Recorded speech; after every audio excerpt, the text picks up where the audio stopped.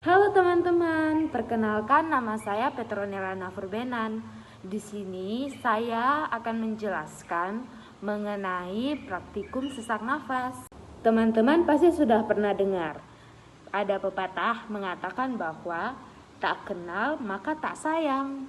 Jadi, kita harus mengenal dulu apa itu sesak nafas.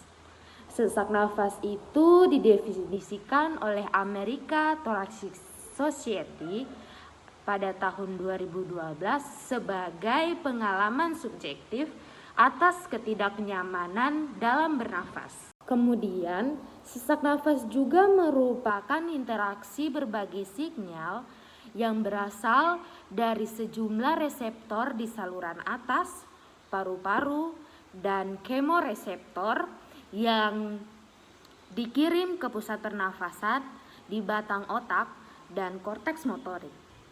Selanjutnya, kira-kira penyebab sesak nafas itu apa saja ya?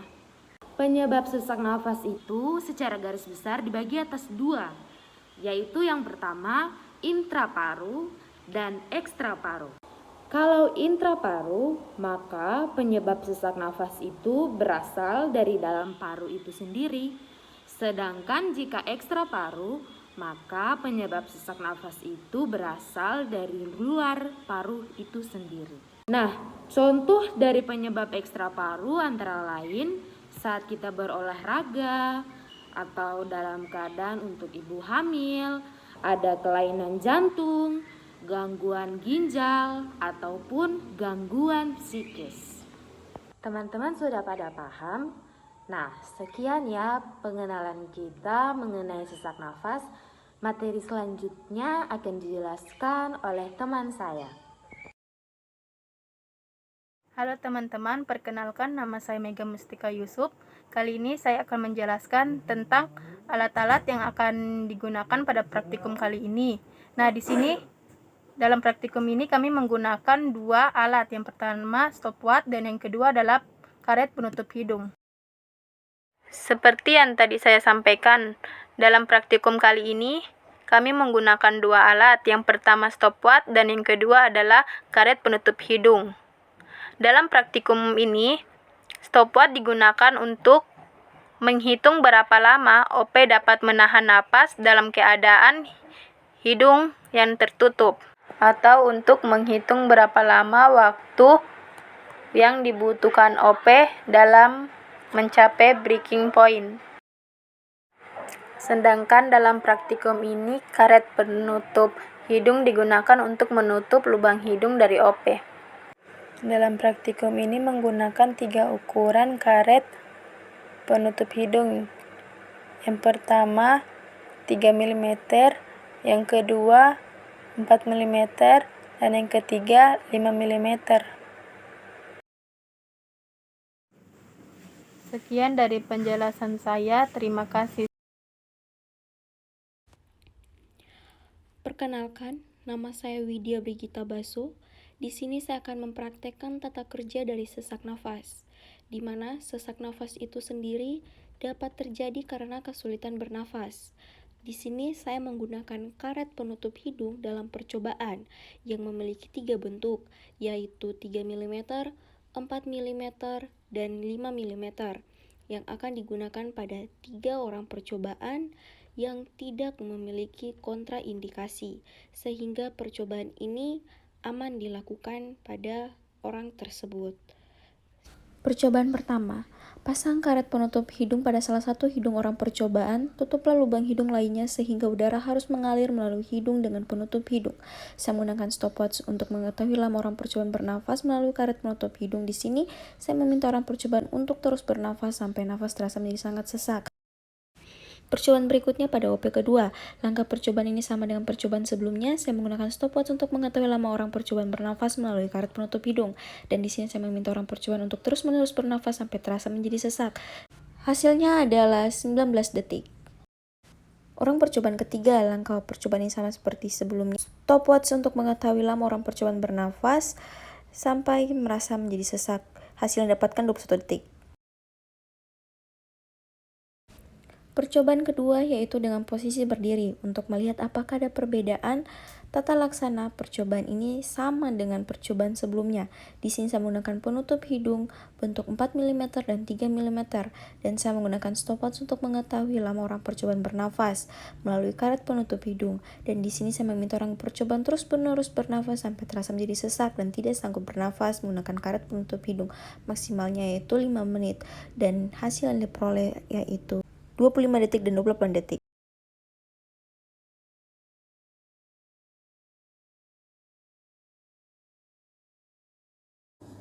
Perkenalkan, nama saya Grevilla Pedai. Di sini saya akan menjawab pertanyaan nomor 1 mengenai penyakit apa saja yang termasuk dalam penyakit paru obstruktif kronik atau PPOK.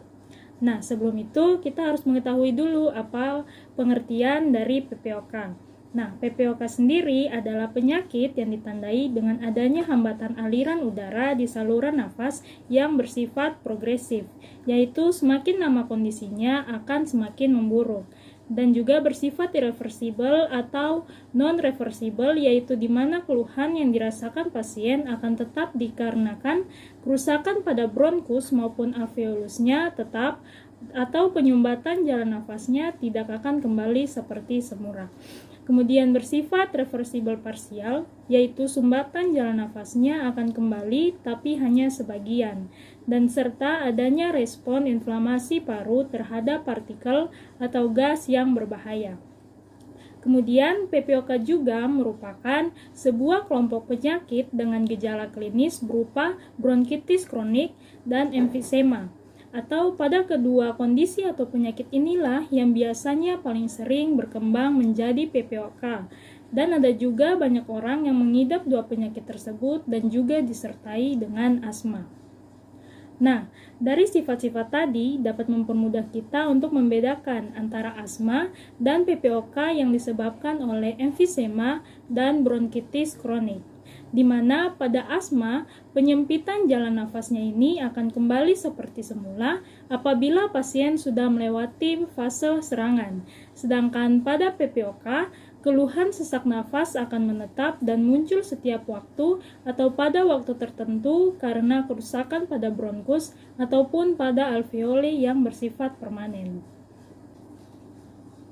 Untuk perbedaan selanjutnya, teman-teman dapat lihat pada gambar di samping, di mana pada PPOK disebabkan sebagian besar oleh asap rokok yang dimana akan merangsang keluarnya sel makrofag serta merangsang sel epitel untuk mengeluarkan CD8 dan juga merangsang pengeluaran neutrofil yang mana akan menyebabkan fibrosis pada saluran pernafasan dan juga menyebabkan kerusakan pada alveoli.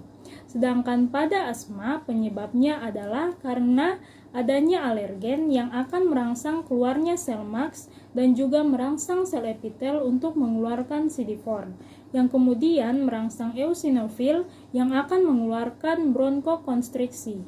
Jadi bronkusnya mengalami konstriksi atau penyempitan. Dan selain itu juga penyebabnya airway hiperresponsif.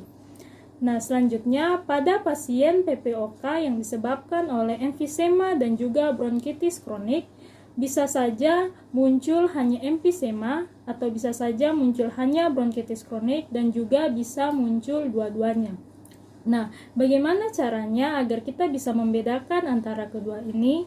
Yaitu pada gambar di sebelah, di mana pada emfisema, inflamasi atau kerusakannya terjadi pada alveoli, sedangkan pada bronkitis kronik, inflamasi atau kerusakannya terjadi pada bronkus.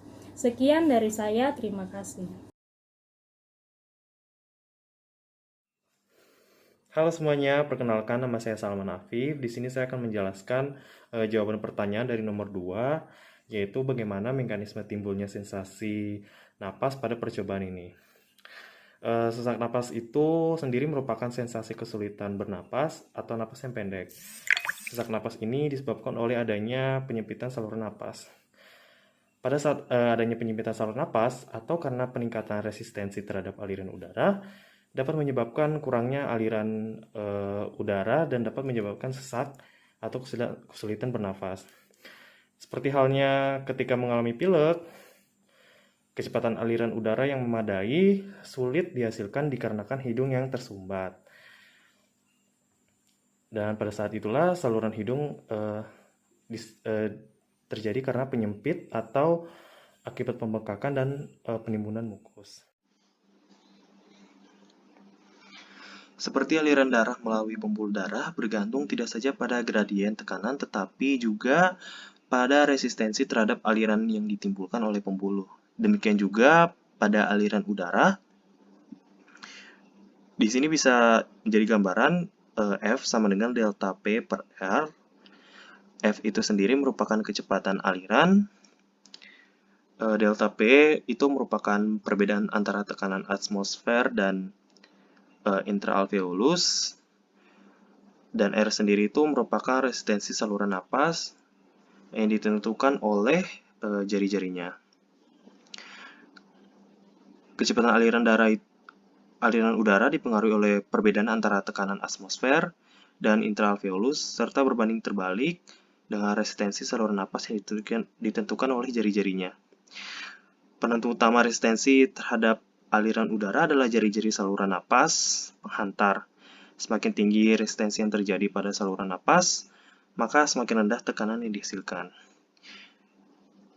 Jadi, jika tekanan yang dihasilkannya rendah, maka tidak dapat terjadinya pasokan aliran udara yang dibutuhkan. Perkenalkan, nama saya Nur Rahma dan rekan saya Mega Tilik Mayor. Nah, di sini kami akan menjawab pertanyaan nomor 3 dengan soal mengapa terjadi perbedaan kecepatan timbulnya sensasi sesak napas pada ketiga karet penutup hidung tersebut. Nah, jadi secara normal udara dapat mengalir jika terdapat perbedaan tekanan atmosfer dan tekanan intraveolus. Namun, jika terjadi resistensi saluran napas, maka dapat menurunkan laju dari aliran udara. Pada percobaan menggunakan karet penutup hidung dengan 3 ukuran yang berbeda, didapatkan bahwa semakin kecil lebar saluran pernapasan, maka semakin besar resistensinya dan menurunkan laju dari aliran udara.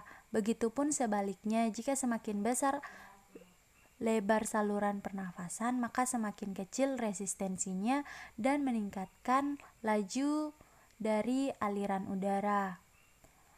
Pada keadaan normal, saluran nafas memiliki resistensi yang rendah, sehingga penentuan utama laju aliran udara adalah gradien tekanan antar atmosfer dan alveolus. Jadi ketika resistensi meningkat akan menghasilkan laju aliran udara yang normal. Diperlukan peningkatan kerja otot-otot pernafasan tambahan agar gradien tekanan juga meningkat. Baik, itu penjelasan untuk soal nomor 3. Sekian dan terima kasih.